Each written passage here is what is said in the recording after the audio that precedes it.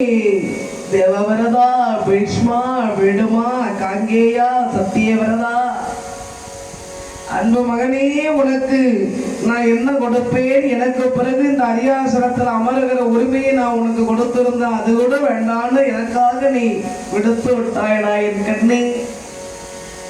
அதனால உனக்கு ஏதாவது வரம் தருகிறேன் என்று மனம் உவந்து தந்தையர்க்கு உதவும் உதவியில் தந்தையர்க்கே உதவும் உதவிய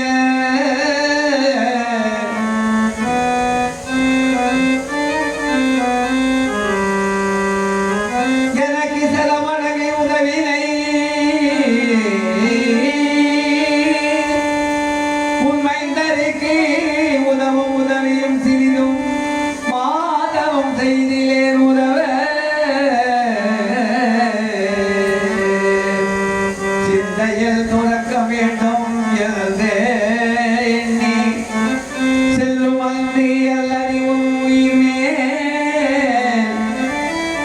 முந்துர கால பெறான் என்றே முடிவிலா ஒரு வரம் மொழிந்த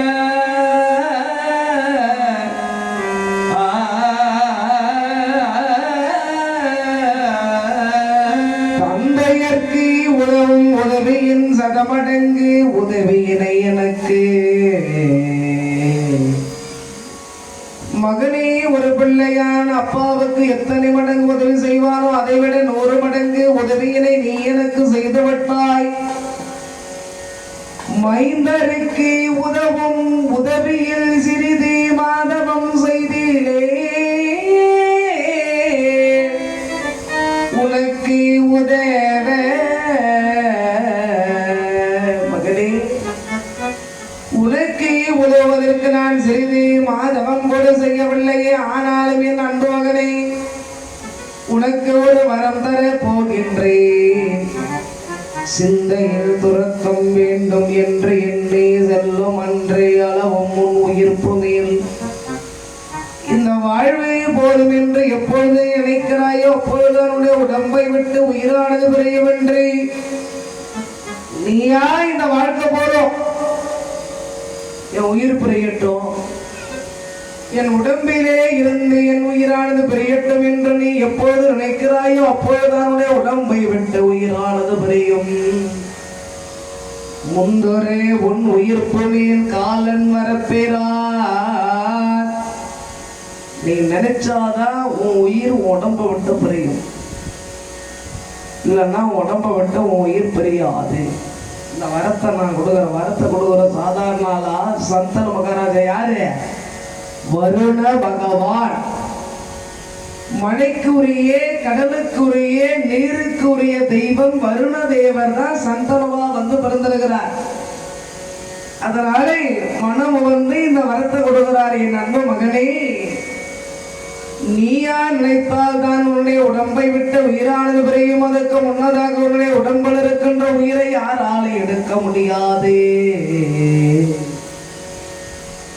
இந்த வரத்தாலதான் பீஷ்மாச்சாரி 10வது நாள் சண்டையிலேயே அர்ஜுனன் செலுத்திய அர்த்தச்சந்திர பானத்தாலே அம்பு படுக்கையில விழுந்துருவார். அம்பு படுக்கையிலே விழுந்தாலும் 58 நாட்கள் அம்பு படுக்கையிலேயே படுத்துக் கொண்டிருப்பார் பீஷ்மாச்சாரி. தட்சிணாயன காலம் நடைபெறுகிறது. நான் உத்தராயணம் காலம் வரையில் உயிரோடு இருப்பேன் என்று அம்பு படுக்கையிலே படுத்த பீஷ்மாச்சாரி 58 நாட்கள் கழித்து பாரத போர்லாம் முடிந்து தர்மர் பட்டாபிஷேகம் நடந்து தர்மராஜாவுக்கு ஒரு நீதிக்கு ஒரு கதையை சொல்லி இப்படிதான் ஆட்சி புரிய வேண்டும் என்கின்ற அறிவுரை வழங்கி அவருடைய உயிரானது பாரத போர் முடிந்து 58 நாள் கழித்து அந்த உயிரானது உடம்பை விட்டு பிரியும். அது வரைக்கும் அவர் உடம்புல உயிர் இருக்கும். இது எதனாலனா இங்கே அவங்க அப்பா சந்தன மகாராஜா கொடுக்கிற வரத்தாலே. சந்தன மகாராஜா இந்த வரத்தை கொடுத்தார். அப்பா வாருங்கள் என்று அழைத்து சென்று அப்பாவுக்கு திருமணம் செய்து வைக்கிறார். அப்பாவுக்கு திருமணம் செய்து வைக்கிறார். திருமணமானது அற்புதமாக நடைபெறுகிறது. பரிமள கந்திக்கும் சந்தன மகாராஜாவுக்கும் மிக சிறப்பாக திருமணமானது நடைபெறுகிறது. அப்படி திருமணமானது நடைபெறுகிற சமயத்திலே வாசவளித்தை விமான மீதி வசவிடும் ஒரு செய்தி மாமரவும் வாசவன் அளித்த விமான மீதி ஒருவர் மதியனம் தேதி மாமரவோ கேசவ கேசரல் என கோபிசி பிழை மனையா கிரிகை நிலத்தை உடல் கழுவி நேசமோடி நிலையம் உருகும கடத்தில் நினைவர வீழ்ந்த வீரியம்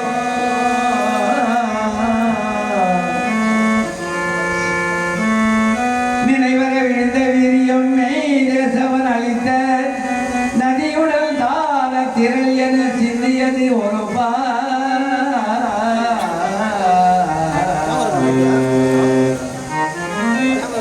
வைகுந்த ஐயா மாதிரி எங்கேயும் சேவை ஒரு கை தட்டுக்கும், பெரிய கை தட்டுக்கும் வைகுந்த ஐயா. ஏன்னா இது வரைக்கும் வந்த பாரதகாரங்களுக்கும் சரி சேவை வந்து அருமையாக இந்த விழா குழுவிலே விளங்கக்கூடிய திரு வைகுந்த நல்ல பெரிய கை தட்டுதான்.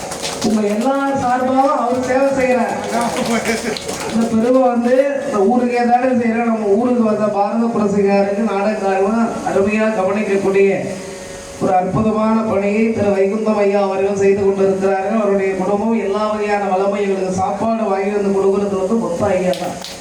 அம்மாவுடைய அருளாலே சீரோடு சிறப்போடு வாழ வேண்டும் என்று பிரார்த்தனை செய்து வேண்டுகிறோம். பேரே பாருங்க வைகுந்தம். பெருமாள் இருக்கிற இடத்துக்கு பேர் என்ன? வைகுந்தம். எல்லா வகையிலும் ஆண்டவருடைய அருள் பகவான் வந்து அவ்வளோ வந்து ஒரு சிறப்போடு அவருடைய வடிவத்தில் எங்களுக்கு வந்து உதவி செய்கிறார். ஆண்டவருடைய அருளாலே வளமும் நலமும் பெற்று நீண்டோடி வாழ வேண்டும் என்று எல்லாம் வல்ல நன்மை பாஞ்சாலுடைய திருவடிகளை பிரார்த்தனை செய்து வேண்டுகிறோம். வாசவன் அளித்தே விமான மீது வசுவினும் செய்தி மாவரவோ வசு மகாராஜா என்பவர் காட்டுக்கு வேட்டைக்கு வருகிறார். இப்ப திருமணமானது சிறப்பா நடக்குது.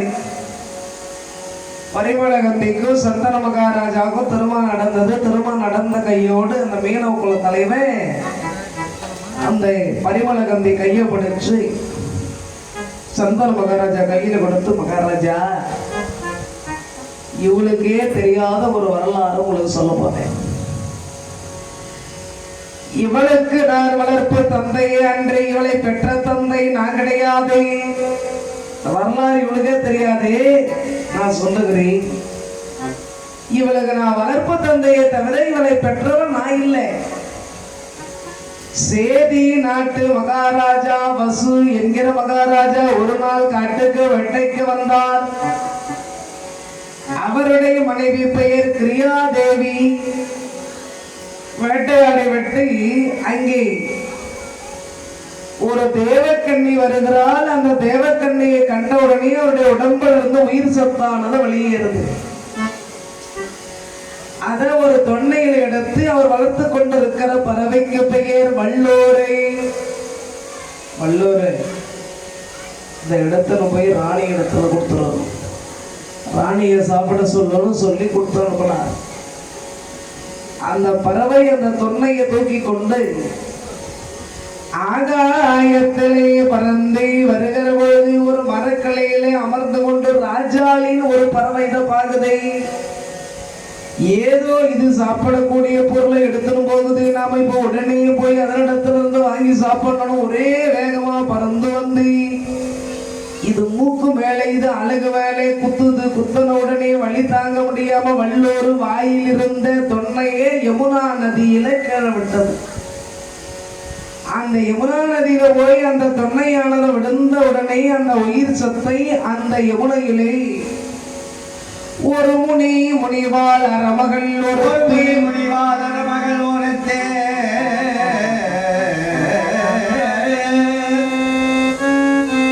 மீனமாய் உற்பத்தி இறையனை அதனை விழுக முன் கரு கொண்டு ஏன் முதல் காலையில் அதனை பரதமர் வலையில் கடலில் அகப்படுத்த அறிய பாதகன் ஒருவரும் இவளும் இருவரும் இந்த மீன் மயத்தே இருந்தார் யமுனையும் யமனும்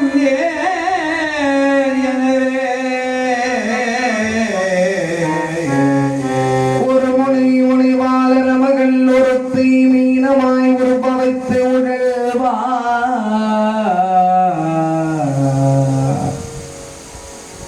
ஒரு முனிவருடைய சாபத்தினாலே அரமகள்லாம் தேவமங்கை மீனா வந்து அந்த நதியில ஓடுறான். அவன் மீனா வந்து நதியில ஓடுகிற பொழுது அந்த உயிர் சக்தி தொண்டையிலிருந்து விழுந்ததை ஏதோ சாப்பிடக்கூடிய பொருள் என்று இறையனே விழுங்கு முன்கரு கொண்டீன் முதிர் காலையில் அந்த உயிர் சத்தை உள்ள விழுங்கிட்டான். விழுங்கியுடனே அந்த மீன் கர்ப்பமானது. பரதவர் வலைப்படுத்து, பரதவர்னா மீனவ குலர். அந்த மீனவ குலத்தர் வந்து வலைய பேசும்போது இந்த மீன் வந்து வலையில மாட்டினது. அந்த புற்று இழுத்துன்னு வந்தாங்க.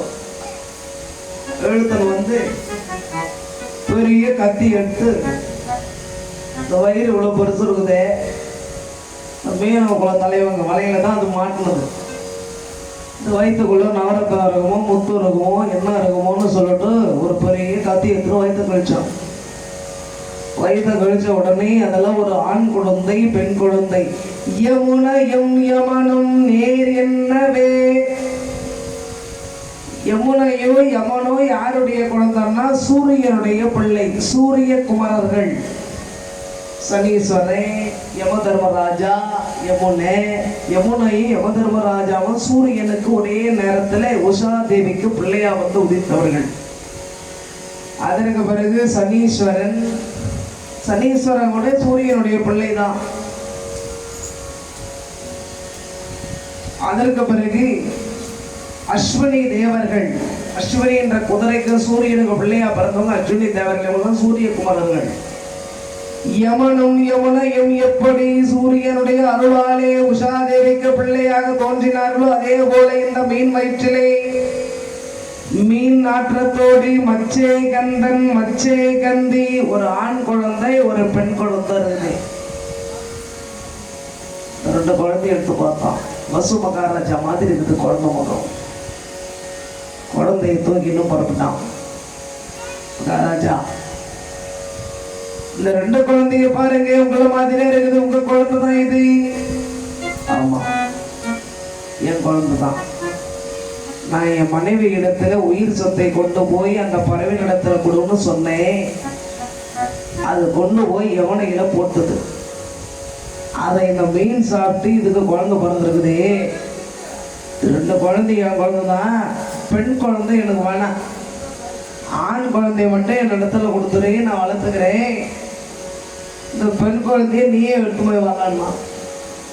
ஒரு ராஜாவே பெண் குழந்தைய வளர்க்க மாட்டேன்றான்னா நம்மள மாதிரி சாதாரண என்ன பண்றது? ஏன்னா எல்லாம் அம்சமா அமைஞ்சாதான் பொண்ணு, இல்லைன்னா பொண்ணு. எல்லாம் அம்சமாக மொத்தமே சரியா அமைஞ்சிட்டதுதான் பெண் பிறவி. பொண்ணு வந்து நல்ல பொண்ணு, நல்லா அருமையாகுதுப்பான்னு சொல்லலாம். எல்லாமே குறையா அமைஞ்சு போச்சுன்னா என்ன ஆகுது? அது பெரிய பூ. அதனால வந்து ராஜாவே வந்து பெண் குழந்தை எனக்கு குழந்தை எடுத்து வந்துடும். இப்போ அந்த குழந்தையை கொண்டு வந்து இவன் வளர்க்குறான். இப்ப இந்த கதையை சந்தன மகாராஜாவுக்கு மீனவ குல தலைவன் சொல்லுகிறான். மகாராஜா, இந்த வரலாறு நான் ஏன் தெரியுமா சொல்றேன்? இந்த பெண்ணை வந்து நீ உடம்புல வர வாசனைக்கு ஆசைப்பட்டு கல்யாணம் பண்ற. ஆசை 60 நாள், மோகம் 30 நாள் போன பிறகு போய் அப்படி தூரம் நில்லுன்னு சொல்லிட்டா நான் என்ன பண்ணுவேன்? மீனவக்குள்ள பெண்ணு தானே, போய் அந்த பக்கத்துனா அரண்மனையில் இருக்கிற வேலையை பாருன்னு சொன்னா நான் என்ன பண்ணுவேன்? அதனால சொல்லுகிறேன், இவளை நான் வளர்த்தவனை அன்று இவன் மீனவ குலத்தை சேர்ந்தவள்ல. இவன் முதல் மனைவியா இருந்தா நீ மறக்கவே மாட்டாய் எப்பொழுதும். இவ உடம்புல வீசுகிற வாசனைக்கு ஆசைப்பட்டு நீ மணந்திருப்பதனாலே ஆசை தீர்ந்து போனாள். இது மேல விருப்பு தானே வரும். இவளும் உன்னை போன்ற சத்திரிய குலத்தை சேர்ந்தவள் என்கின்ற வரலாற்றை உனக்கு சொன்னா எந்த நாளும் இந்த பெண்ணை விடாமல் நீ வைத்திருப்பாய் மனைவியாக. இன்று நீ எப்படி திருமணம் செய்தாயோ அதே போல வாழ்நாள் முழுவதும் இவனுடைய பட்டத்து ராணியாக இருக்க வேண்டும். அதுக்காக தான் இந்த வரலாறு சொல்றேன். இந்த பெண்ணை நான் தத்து எடுத்து வளர்த்தாலும் உன்னை போல ஒரு சத்திரியனுக்கே வணங்க வேண்டும் என்று நான் எத்தனை நாள் எண்ணியது உண்டே. என்னுடைய எண்ணமானது இன்றே பூர்த்தியாகின்ற வகையிலே எல்லாம் சரியாக அமைந்தது. இந்த பெண்ணை உனக்கு நான் திருமணம் செய்து வைக்கிறேன். இவளும் உன்னை போன்றே சத்திரிய குலத்தை சேர்ந்தவள். பிறந்ததுதான் வீணுக்கே தவிர இவளுடைய தந்தை உன்னை போன்றே சேதி நாட்டு மன்னன் வசு மகாராஜா என்ற வரலாறை சொல்லி திருமணத்தை செய்து வைத்தார். இப்போ திருமணம் நடந்தது. திருமணம் நடந்து சில மாதங்களிலேயே அற்புதமா இவங்களுக்கு பிள்ளை பிறகுது. சித்ராங்கதன் செப்பு நல்ல நோடை, சித்ராங்கதன் செப்பு நல்ல நோடை மெத்த வீரியல்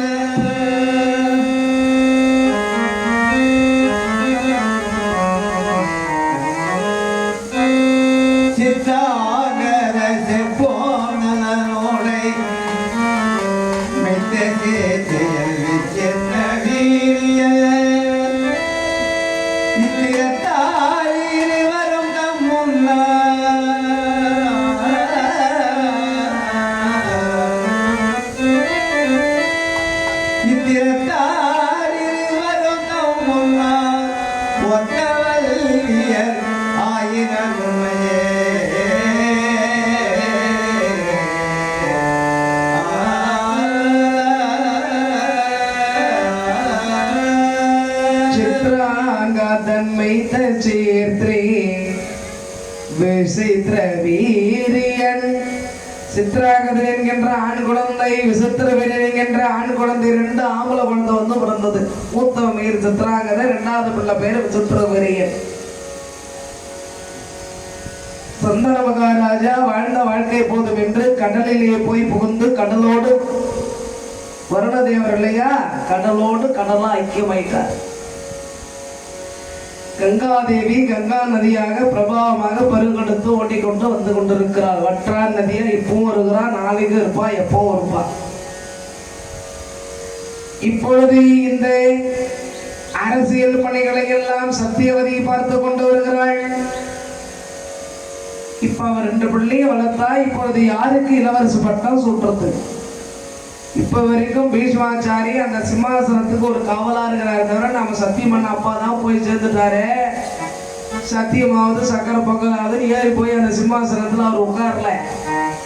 அப்பாவுக்கு செய்து கொடுத்த சத்தியத்துக்கு கட்டுப்பட்டு அந்த சிம்மாசனத்துக்கு காவலா இருக்கிறாரே தவிர அவர் போய் அமரலை.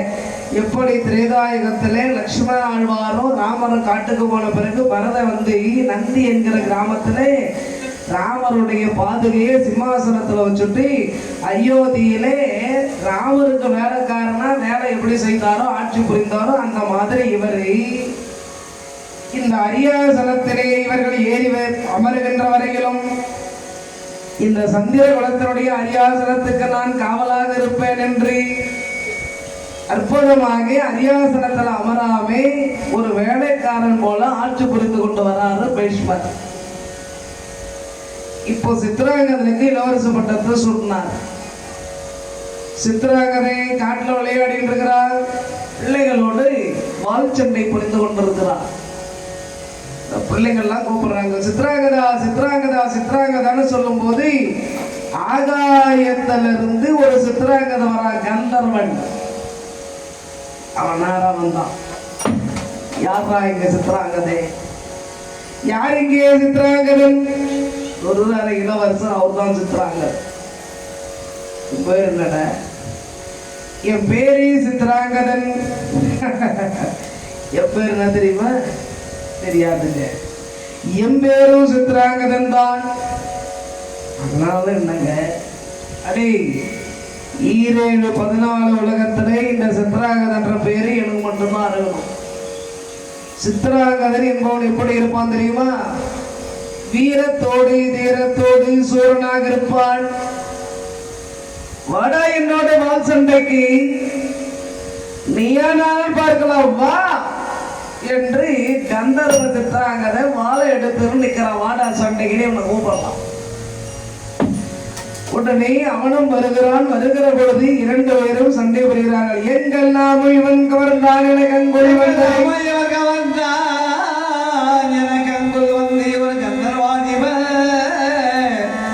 தொங்கல் மாமுடி சூடிய வேந்தனை அங்கையால் மலைந்து ஆறுயிர் கொள்ளவே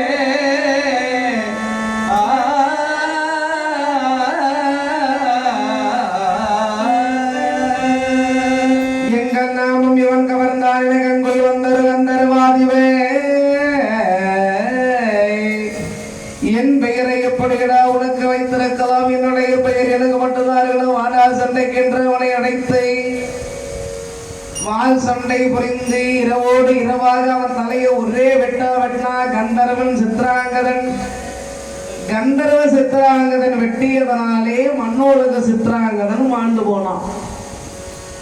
இப்போ சத்தியவதி பெற்றதுல 1 காலி. இன்னொரு பொண்ணு இருக்கிறான் வசுத்திரவரியே. அவனுக்கு பீஷ்மாச்சாரி இளவரசு பட்டத்தை சூட்டுகிறார். இளவரசு பட்டத்தை சுட்டியுடனே சத்தியவதி அழறா. பீஷ்மாவும் பெரிய தம்பி இறந்துட்டானே பாரு, எவ்வளோ வேதனையா இருக்குது பாரு பீஷ்மா. அந்த கந்தர்வே இரவோடு இரவா வந்து தம்பி தலையை வெட்டிட்டான். அவன் எங்க வருவான் நானும் தேடிக்கிறேன். என் கண்ணிலே மட்டும் மாட்டுவானாயின் அவன் கதையே நான் முடிச்சுடுவோமான்னாரு பீஷ்மர். கவலைப்படாதீங்கம்மா, நம்ம 2வது தம்பிக்கு கல்யாணம் செய்து சீக்கிரமாகவே நம்ம சந்திர குலத்துக்கு வாரிசை தேடலாம் என்று விசித்திரே பெரிய மகாராஜாவுக்கு இளவரசு பட்டத்தை சூட்டினார் பீஷ்மாச்சாரி. இளவரசு பட்டத்தை சூட்டியவுடன் தம்பிக்கு பெண்ணு தேர்றார். அப்பொழுது காசி ராஜாவுக்கு 3 பெண்கள், அம்பை, அம்பிகை, அம்பாலிகை. காசி மன்னவர் கண்ணியர் மூவரும் தேசிகவர் கண்ணியர் மூவரும் கசி மிக்கவர் மாசிதல் போல மன்னவரீடினார். மூசி வண்டு இனம் வைப்பது போலவே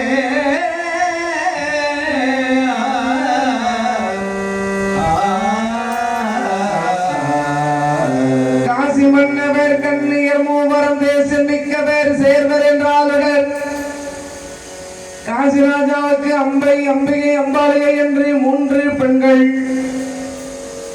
3 பேருக்கும் செய்வரத்தை ஏற்பாடு செய்கிறான் காசி ராஜா. அவனே 56 தேசத்துக்கும் ஓலை எழுதுகிறான். அவனே 56 தேசத்துல எல்லா தேசத்துக்கும் இந்த சுயவரத்துக்கு வாருங்கள் என்று ஓலை எழுதினான். ஆனா அஸ்தனாபுரத்துக்கு ஓலை அனுப்பல. ஏன்னா அவனுக்கு ஒரு எண்ணம் வருது. பீஷ்மருக்கு வயசு இப்ப 80 வயசு ஆகுதே. அப்பாவுக்காக தானே இளமையை துறந்து இவர் சத்தியம் பண்ணார்.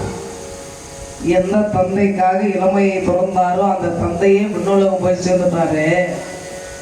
திடீர்னு அவருக்கு பெண் மேல ஆசை வந்து நம்ம பெண்களுக்கு மாலை போடுவோன்னு வந்துட்டோம், என்ன பண்றது?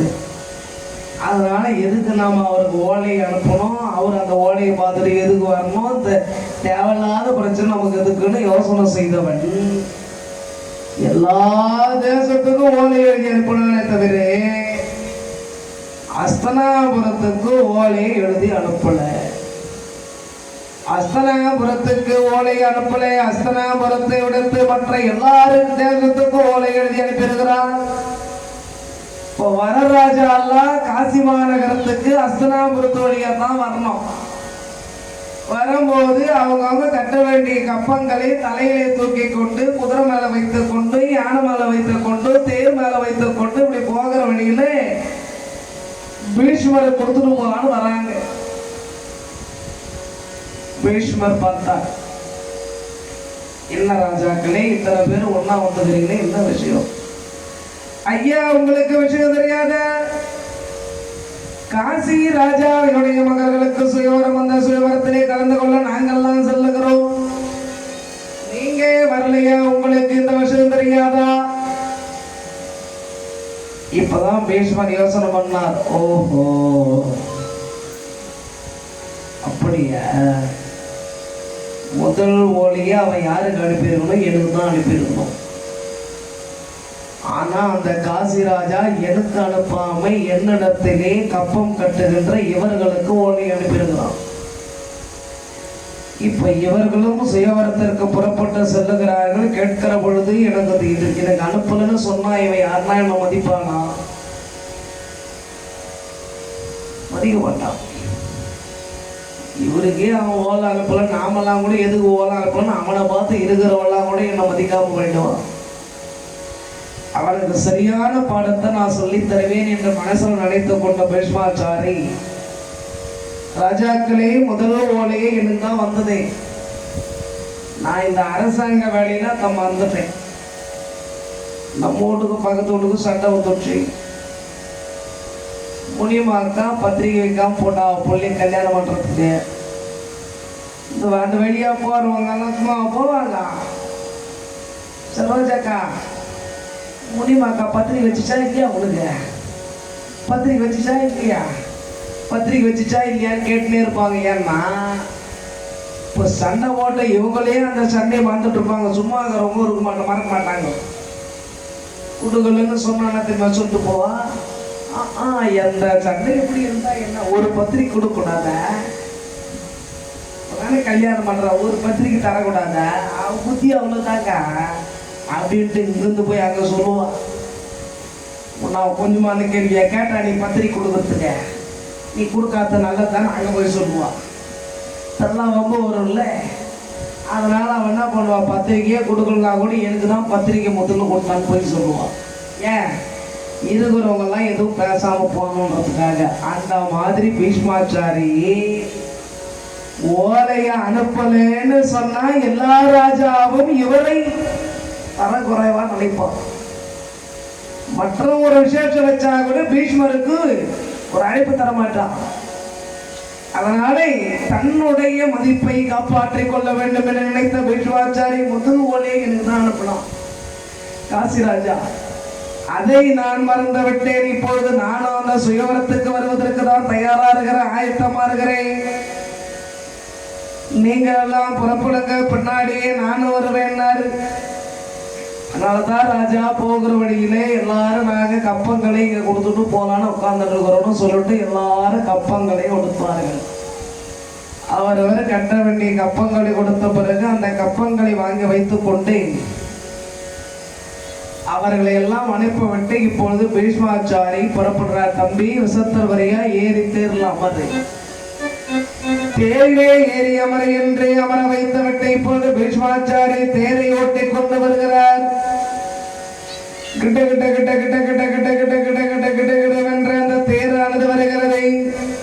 தகு தகு தகு தகு தந்தந்த குத்தகு டிகடிக டிகடிக டிண்டன்ன குக்குடிக தகு தகன சகுதம் தந்தரை தகுதை தத்த தகுதீதோ தன தன தன தன தந்தன டுடு டுடு டுடு டுடு டுடு என்றென்று இலக்கையும் உடுக்கை உமையாவும் முகமகனாதிரமதி அண்டம் விளக்க நிமிர் அழகை கரணம் எடை உலகெங்கும் பிரமிக்க நாடு முடுகு பைரவேர் பௌரை கொண்டு புறப்படு களத்தில் ஒரு கோடி முதுகழுகு கொடிகரடு அங்கம் பறக்குருதி வெகு முகக்க வண்ணங்கள் தமிழ முரசதிர நிசரை வென்று இந்திரற்கு அரசளித்தே பெருமாளே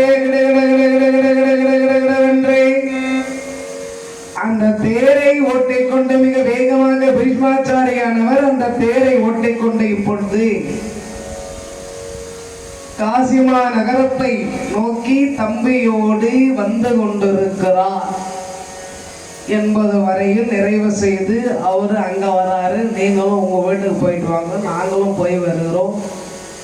நாளைய தினத்திலே பாரத சொற்பொழிவாக பீஷ்மாச்சாரி காசிக்கு வருவது, அதற்கு பிறகு அம்பை அம்பிகை அம்பாளை சிறை எடுத்து செல்வது, அம்பை தன் தாய்மாமனை விரும்புவதை பற்றி உரைப்பது, தாய்மாமனை விரும்புவதை பற்றி உரைத்ததனால அவளை விடுத்து அம்பையை அம்பாலை மனம் செய்து வைப்பது. அம்பையானவள் பரசுராமரை அடைத்து வந்து 10 நாள் போரிட்டு சிகண்டனியாக காட்டிலே தவம் செய்து சிகண்டனியாக மாறுவது. அதற்கு பிறகு விசித்திரவரின் விண்ணுலகம் போய் சேர்வது. வேதவியாசரை அடைப்பது. வேதவியாசருடைய அருளாலே திருராற்ற மகாராஜா, பாண்டு மகாராஜா, யமதர்மராஜாவே ஆடி மாண்டேருடைய சாபத்தினாலே விதிராழ்வாராக நாளைய தினத்திலே பிறக்க இருக்கிறார். நாளை காந்தாரைக்கு திருமணம் செய்வது வரையில் நாளைய தினத்திலே மகாபாரத சொற்பொழிவு நடைபெறும் என்பதை இந்த நேரத்திலே தெரிவித்துக் கொண்டு இத்தனை மணித்துளிகள் அற்புதமாக அமர்ந்து கேட்ட அன்பு தாய்மார்கள், ஆன்றோர்கள், சான்றோர்கள், பெரியோர்கள், இளைஞர் பெருமக்கள் அனைவருக்கும் நன்றியை தெரிவித்துக் கொண்டு இன்றைய நிகழ்ச்சியை இந்த நிறைவு செய்கிறோம். நன்றி, வணக்கம். ஆரிரு